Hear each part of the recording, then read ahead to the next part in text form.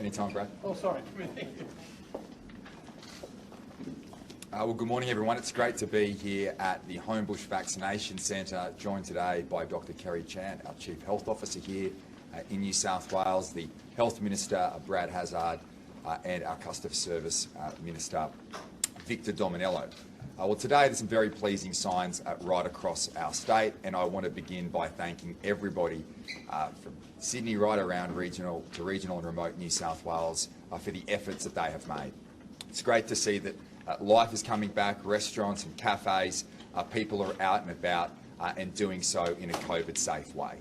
Today we are launching from tomorrow our parents' vouchers, $250 in accommodation and tourism vouchers for parents right across New South Wales. This is testament and a tribute to all parents who have made an incredible effort over the last 2 years, particularly in circumstances of homeschooling, which we all know has been incredibly tough over this difficult period of time. And I want to thank all parents. We've said that from the outset we'll be a government that prioritises and looks after families right across New South Wales. We want to put downward pressure on family budgets, but importantly as well, we want to support those areas and those industries that have been doing it tough. So message today is we launch these vouchers tomorrow, which will be available through your Service New South Wales app, which no doubt Minister Dominello will tell us all how to do it. But it'll be very simple, as it always is with Service New South Wales, to go out and support those businesses. Accommodation, we know, hotels have had a very difficult time over 2 years with international borders closed, with tourism down across our state and across our nation.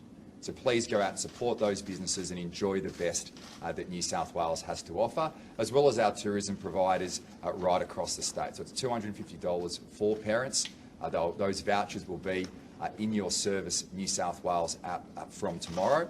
We do want to have a call out which the Minister will speak to as well, particularly in relation to the accommodation sector to register. We've had hundreds already register, but if you're in a hotel, a motel, please come forward through Service New South Wales and register your business, because from tomorrow we will have parents right across the state wanting to take a break, and we want to make sure that your area of accommodation is registered through Service New South Wales. I want to make the point, though, that we continue to do that in a COVID-safe way, and I think the efforts that people have made over the course of this period of time has ensured we've been in a very strong position today.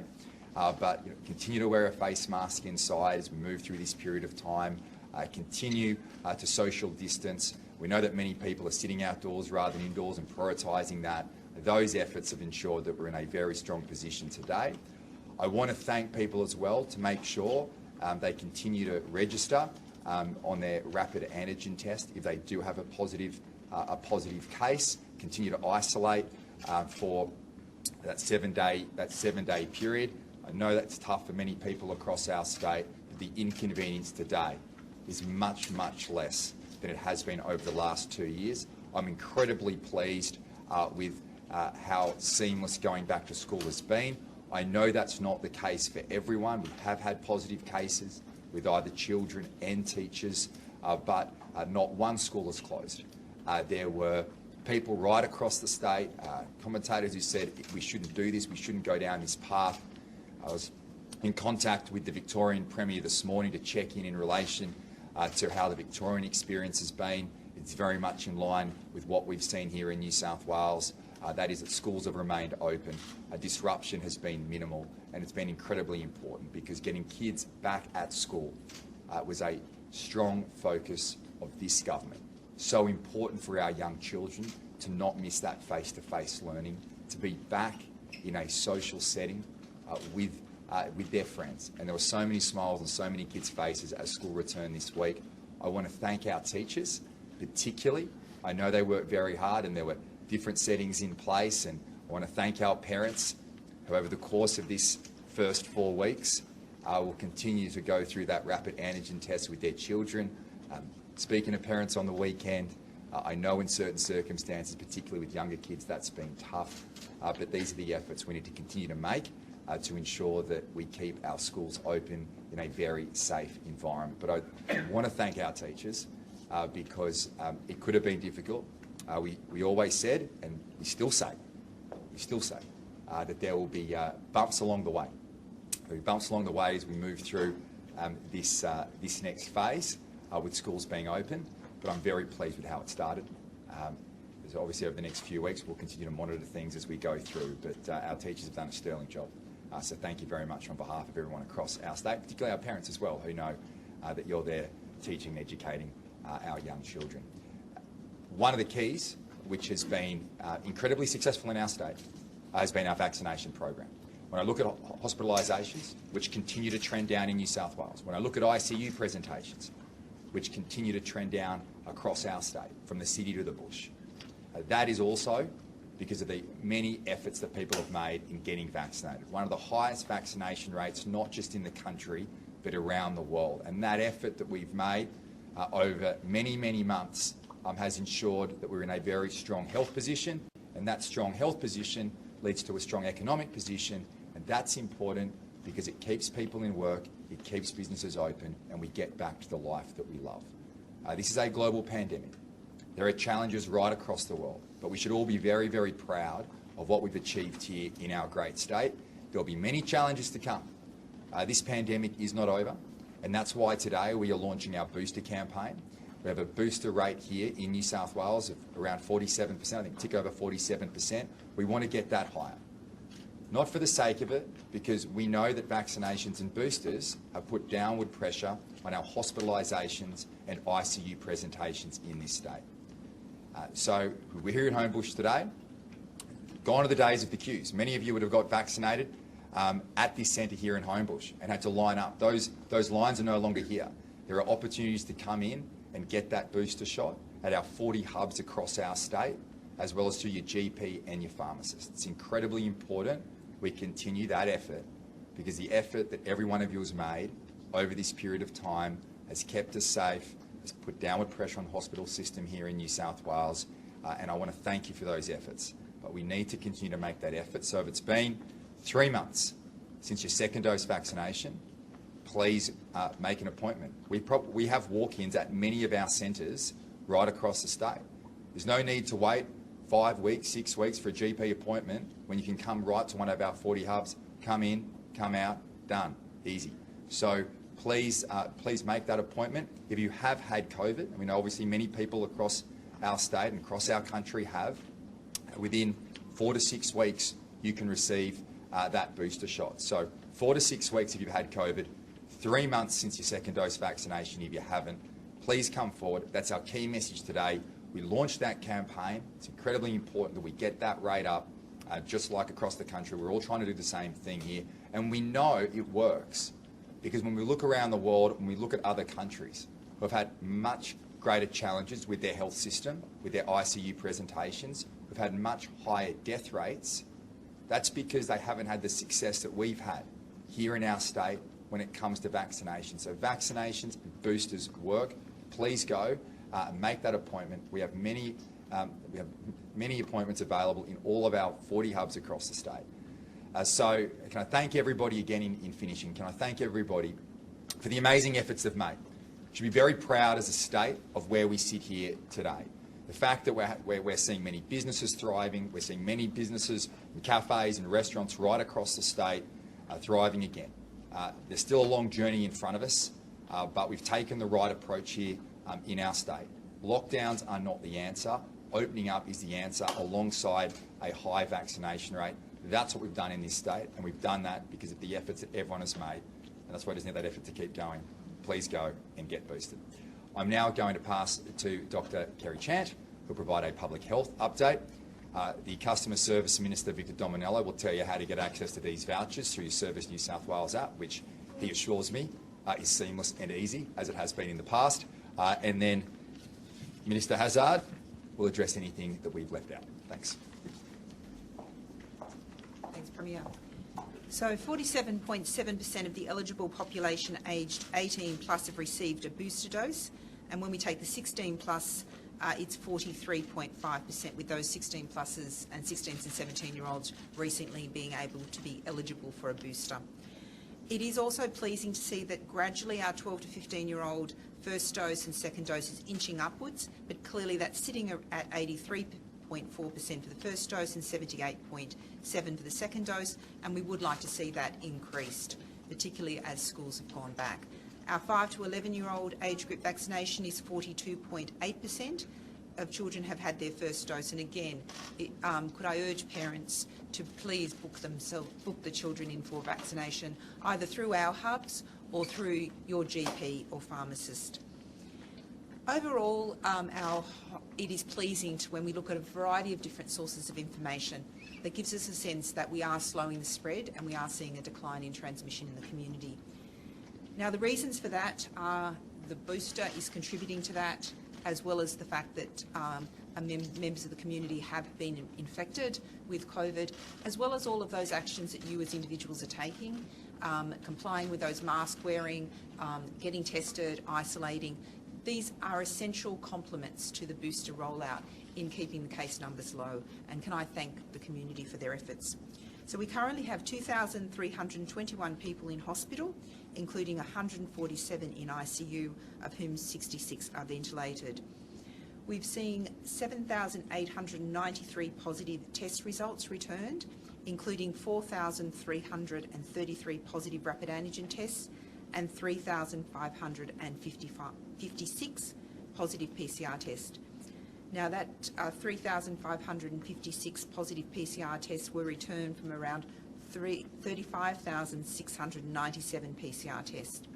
So please continue to get tested, either by the PCR if you can't access rapid antigen testing. The turnaround times for our PCR have improved significantly, and we wouldn't want you to sit at home not realising that you can get that PCR testing. We also urge you to please upload your RAT positive test, and the reason multiple. One is the data is always useful to have, but most importantly it will link you to care.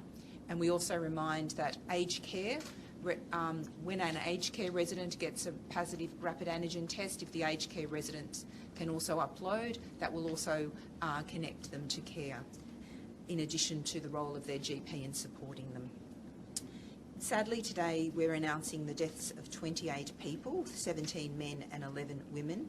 And of the 28 people who died, 2 people were in their 40s, 3 were in their 60s, 6 people were in their 70s, 10 people were in their 80s, and 7 people were in their 90s.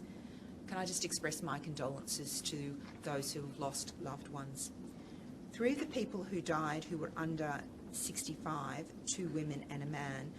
1 person had received 3 doses of the COVID vaccine, 1 person had received 2 doses, and 1 person was not vaccinated. All 3 had serious underlying healthy conditions, and as you're aware, we give that more detailed update around deaths on that Friday presentation. Thank you. Well, thank you, Dr. Chant. Today I'd like to give an update in relation to a number of initiatives. The first is we're going to commence our rollout of the booster campaign, in the sense of we were very successful with the people of New South Wales in getting the first and second jabs. We now need to get that booster into people's arms. We will start having that TV campaign commencing tonight.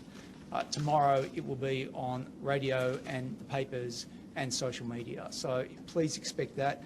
It will be critical that we focus on protecting ourselves, our family, our loved ones through the booster, and to make sure that we continue to keep businesses open and the economy thriving, particularly with the challenges ahead with the pandemic.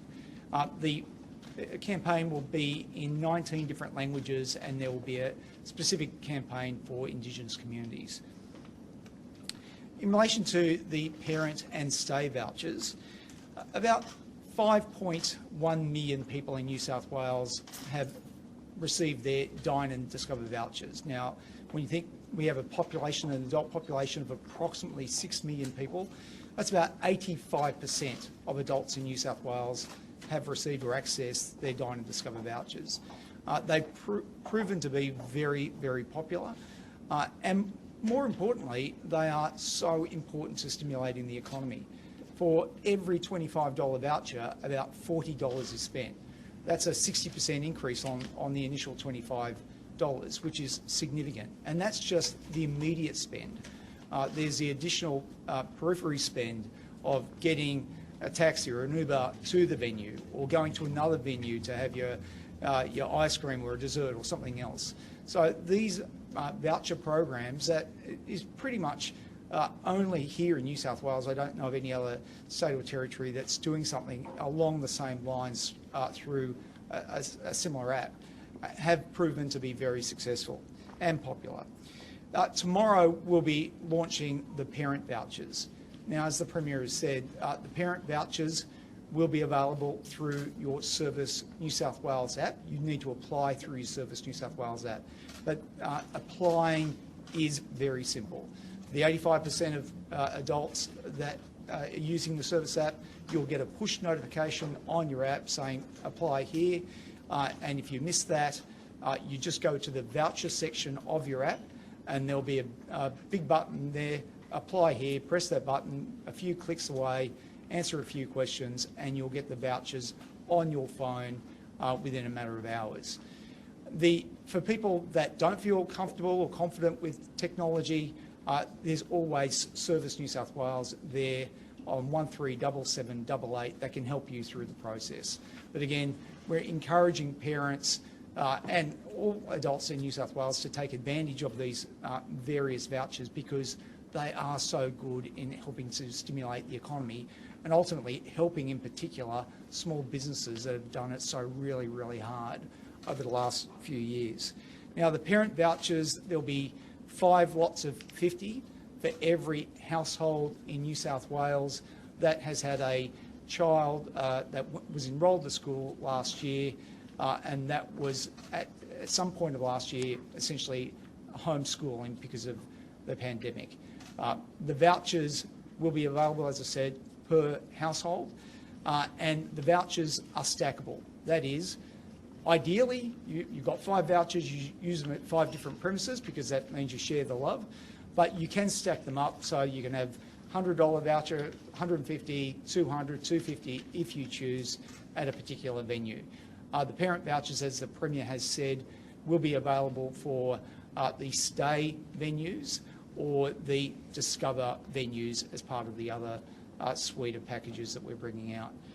Finally, in relation to the stay vouchers, they will be available come 21 February, and I'll have more to say about that as we approach that date.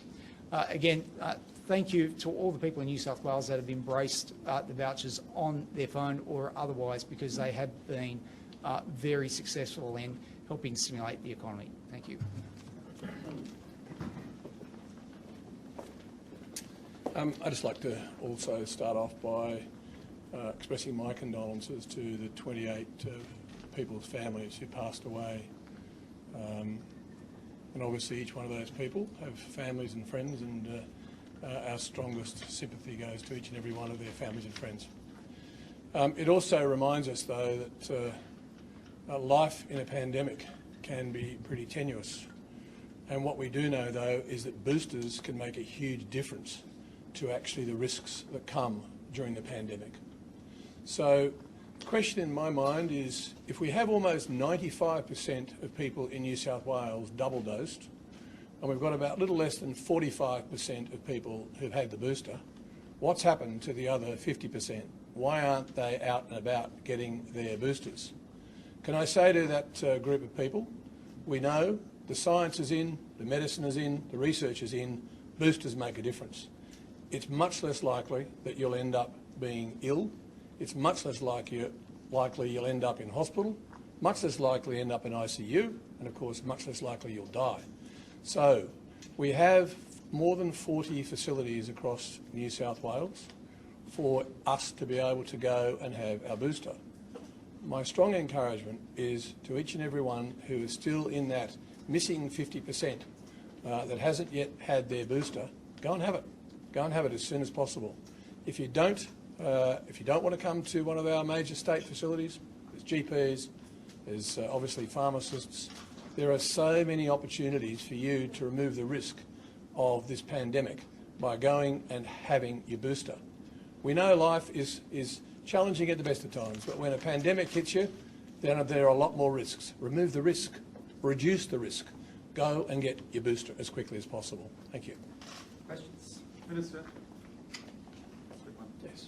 You posed the question there. Why aren't people getting a booster? 43, 45%, whatever it is. Why the gap?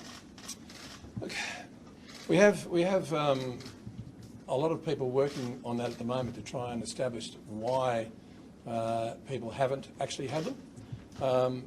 There are a number of factors, we think.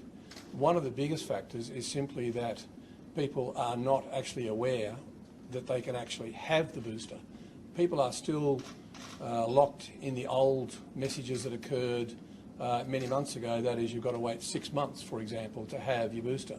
Well, no, as the Premier said, it's 3 months after your second shot or 4 to 6 weeks after you've had COVID. There are obviously other issues. I think to a degree people are tired, people are exhausted, and perhaps they've got other priorities. But I've got to say, I mean, normally our priorities are to get our kids to sport on Saturday morning, to go and pay the mortgage, get the groceries, but in front of all that should be go and get a booster so you can do all those other things. Minister. Yes, James. Rate of booster dose in New South Wales is less than that in other jurisdictions. Do you know why New South Wales residents who are eligible for their booster shot are not getting it as quickly as... We've talked about that in probably half a dozen press conferences so far, but I'll repeat the answers that we've given before, and that is New South Wales had a lot of people become eligible a lot earlier because so many people in New South Wales heard the cry earlier on to come out and get their first shots. So they were eligible a lot earlier. The net result, though, is we have far more people who are eligible. The question now is more, well, why aren't they coming for their booster shot, which is why I just answered as I did. Yes, James. The Dine and Discover vouchers, using for takeaway, that was done during the Delta lockdown. Yeah. Can you still use them for takeaway, and should you be able to use them for takeaway? We're working that through. We're working that through. But I'll make this point. I want people to go out and about. Let's get out there. We've done an amazing job in this state. These vouchers are great for family budgets and they're great for businesses across New South Wales. And all our local businesses, just like right across the country, have gone through a very challenging time over the last 2 years. Our strong financial management here in New South Wales has enabled us and allowed us, as the Customer Service Minister has said, there's no other jurisdiction that's doing what we're doing here. These vouchers are great. Families love them. Parents love them. Businesses love them too. And we want people to go out and about and enjoy the best that New South Wales has to offer, and particularly to support those tourism businesses. Without international borders being open for 2 years, our tourism businesses have done it tough. And particularly in Sydney as well. It's been great to see regional New South Wales be booming over this period of time, with many people enjoying their Christmas holidays out in our regions. But we particularly feel for Sydney right now. Sydney's been doing it tough for 2 years. These vouchers, well, I don't know, for families as well, as we're going into the school term. We've just started school, but use the weekends, come into the city, support those local businesses, have a great day out. There's so many things to do, and also have a holiday maybe in the off season that you wouldn't have thought you would have generally done at this period of time. So we want to support our hotels, we want to support motels across New South Wales, and in addition to that, we want to support local businesses. So we'll check for you. I mean, the change we made there, James, I recall, during the Delta outbreak was because businesses were closed. And so the takeaway concept helped those businesses who would transition from table seating to a takeaway business, and we wanted to continue to support them during Delta. I'll speak to Victor offline about. We'll come back to you tomorrow. But my preference is people go out and about and spend and enjoy the best restaurants, the best food and wine in our great state. What about the $100 Friday CBD vouchers? Yeah, well, when are they coming online? Shortly, and we obviously held that back because there was no point having them on when we were in lockdown. So the Minister and I announced those in the budget Budget last year. Budget last year, and then just after the budget, as you'd be aware, we had the outbreak of the Delta variant, and we went into lockdown. We want to make sure those vouchers are available as quickly as possible to help breathe life back into the Sydney CBD. And also Parramatta. Our cities have been doing it tough for 2 years, but every single time we've come out of these challenges, confidence has increased and businesses have been back. And that's what's going to happen again. And so my key message today to everyone across our state, go out and enjoy in a COVID-safe way the best that our state has to offer. Support those businesses, those mums and dad businesses right across the state who have been doing it tough. This is the time to do it, and we can do it because of the efforts that everyone has made. And we can do it as well because we took the hard road, but the right road, to not go into lockdown, to get our kids back in the classroom, to help their educational outcomes, to help their social outcomes and mental health outcomes as well. This is the path our state and country needs to take. We've led that way here in New South Wales, but here's the opportunity. Come tomorrow, get out and about, just as you've been doing in a COVID-safe way, and support businesses across our great state. Tom. Restrictions, February 28, will they be eased? And given the low booster uptake, will the easing of restrictions in any way be tethered to the booster doses? I don't want to preempt the decision making there. We've rolled those restrictions over until late Feb. Importantly, we want to make sure when we open up safely.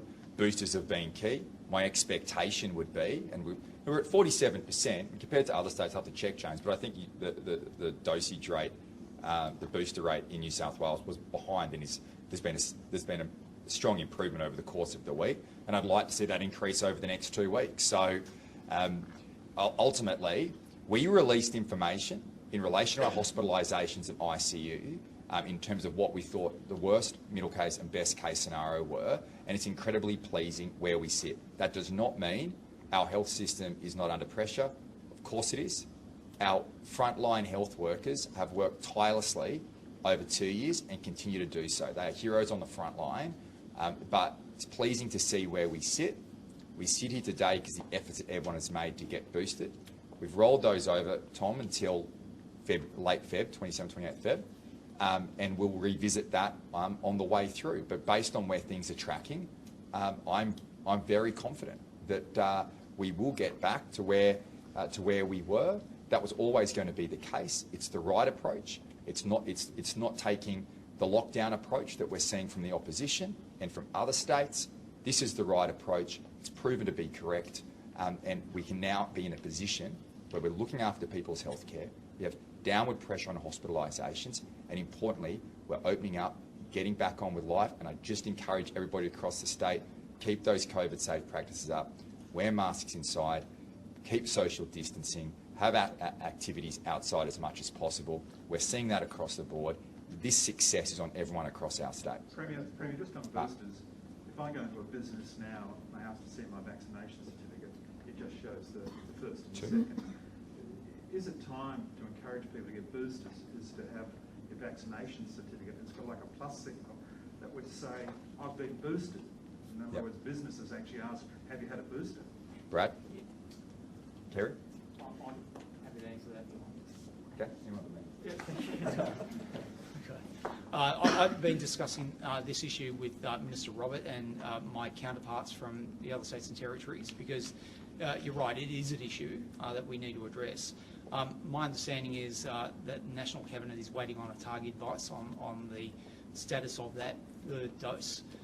Once that happens, then it will take us about 4 to 6 weeks to get essentially the machinery in place to make sure that your booster is then recognised on your app. So that's what we're waiting on at the target advice. What would be the timeline again? Well, we're just waiting. My understanding is, and again, it's my understanding based on discussions with colleagues from state and territories, is that it's due any time now. But once the target says this is what our position is on the booster, i.e., it's essentially a 3-dose course, then it will take a number of weeks, maybe a month or so, for us to then put that on the app, adopting the federal infrastructure. But hasn't your government ruled out mandating a booster for healthcare workers, and how does that tie in with target advice and what you're waiting for? Let's make this very clear. People should have their boosters, absolutely. Personally, I think that ATAGI should actually give the advice to the federal government so that it's uniform across the country, that there should be a cross or a tick or something to indicate that you're fully vaccinated. That's the definition. They've changed the words a few times.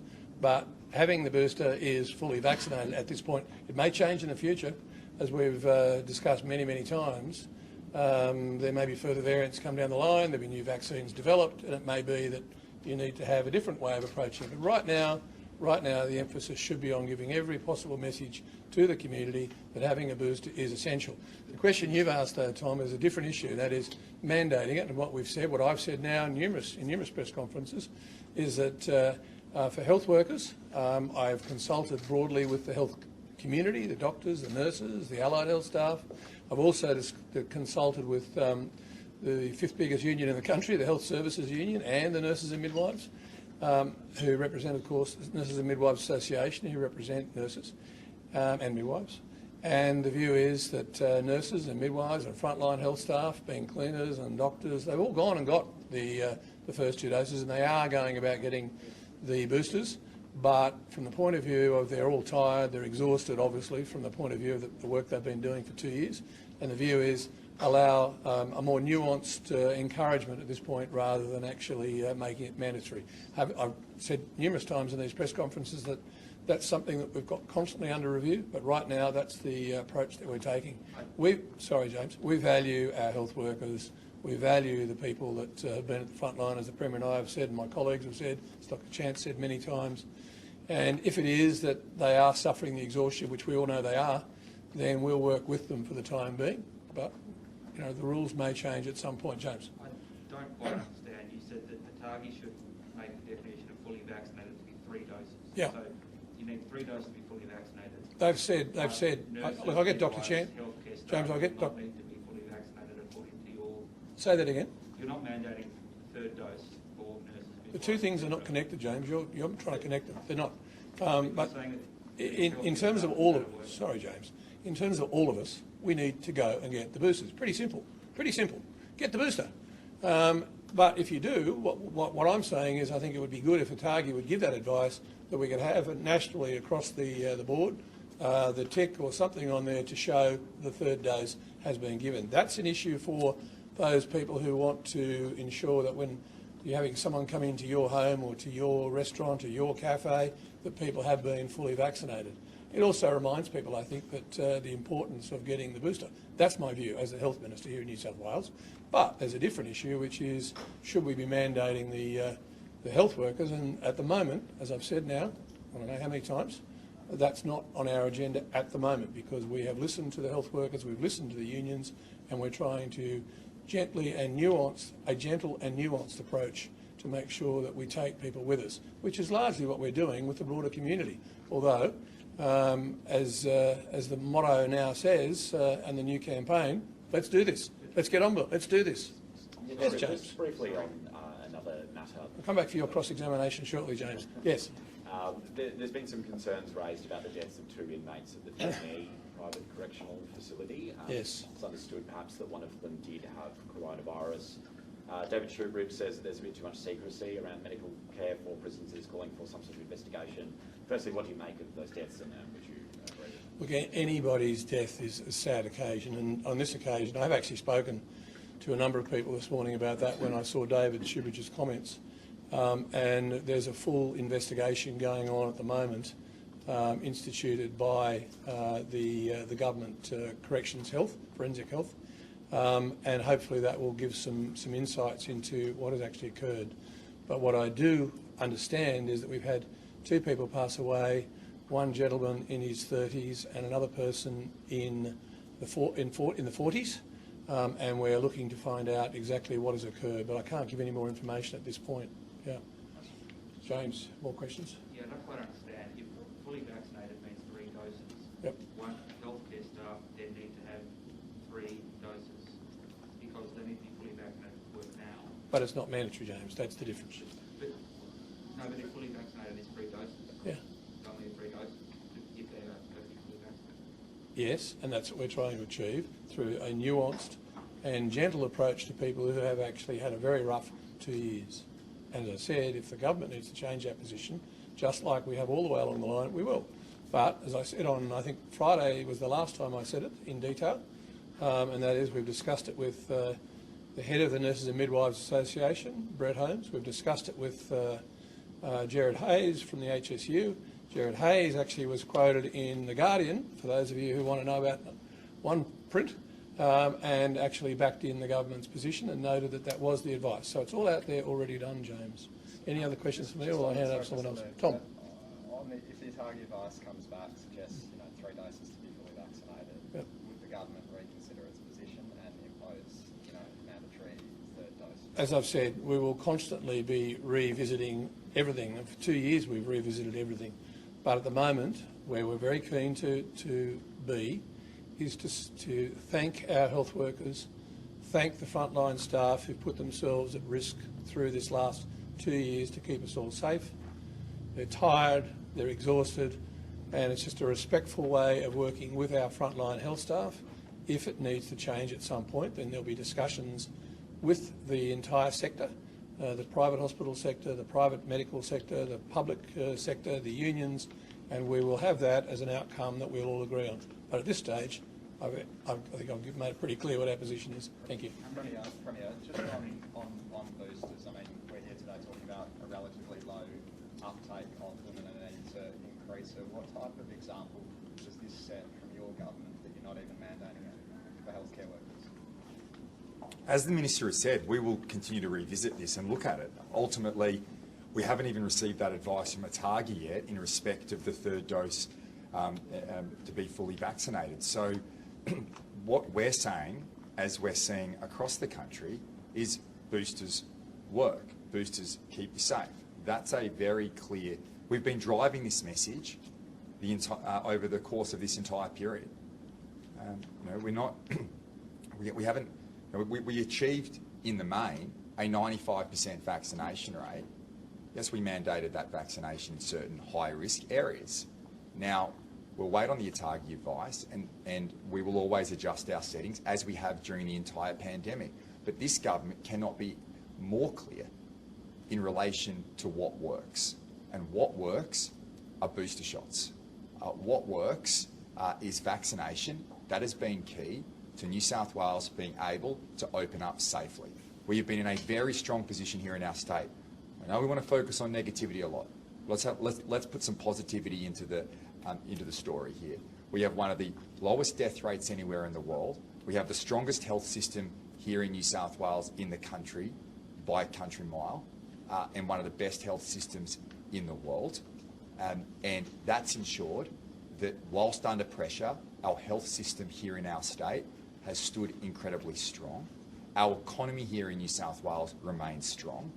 Our foundations fiscally and economically are strong as well, and that's enabled us to put programs together like the one that we're announcing today, to put money in the hands of families right across the state to go out and support our businesses. We are in this strong position because of the efforts that everyone has made. As the Health Minister has said, we accept people are tired. This pandemic has gone for 2 years. Now, we want to wish it away if we could. But the reality is, we remain in this pandemic. Other curveballs and challenges will come our way as we move through. We don't know what lies ahead. And so therefore, the best thing that we can do is get boosted. But what I do know is that our people have stood strong for 2 years, that our economy has bounced back twice, and we will come out of this stronger out the other side, just like we've done over the last 2 years. Vaccination is key. Boosters are important, as we know. We're launching this campaign.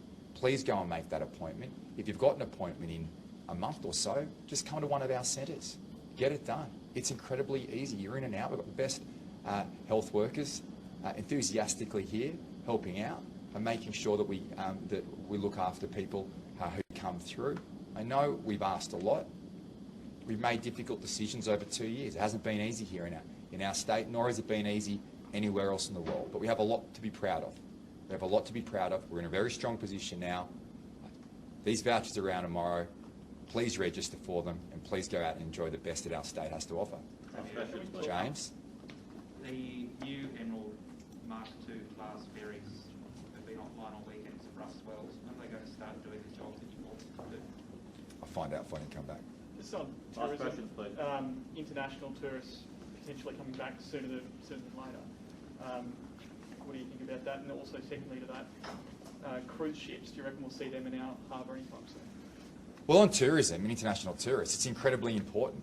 We led the country here in New South Wales in abolishing hotel quarantine for those who are vaccinated, fully vaccinated, and we want tourism to come back.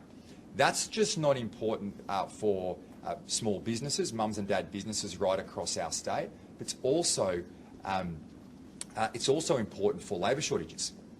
The biggest challenge, what's very pleasing, and I feel for the Prime Minister, who didn't get much of a run the other day when he spoke about having an unemployment rate with a 3 in front of it. That's a great result for this state. But in addition to that, we know that many businesses right across the state are crying out for staff.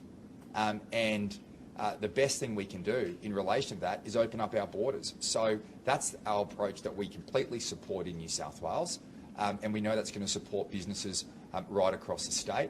In relation to cruise ships, well, firstly, that's predominantly a matter for the federal government. We'll work through those issues as we move through this next period of time.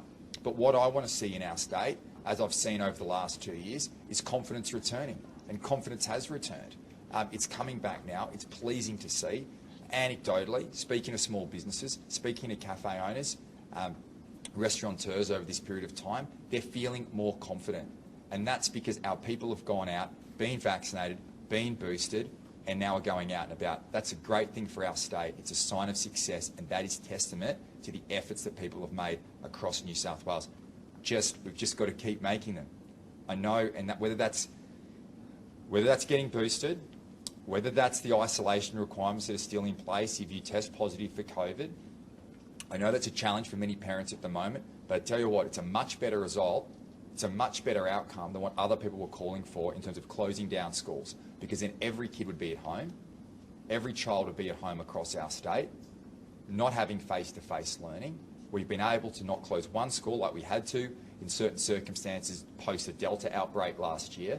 We should be very proud of what we've achieved here together as a state, and I'm very confident as we move through this period, if we all go out and get that booster shot, that there are strong signs that lie ahead for the people of New South Wales. Thanks, everyone. Thanks. Thank you.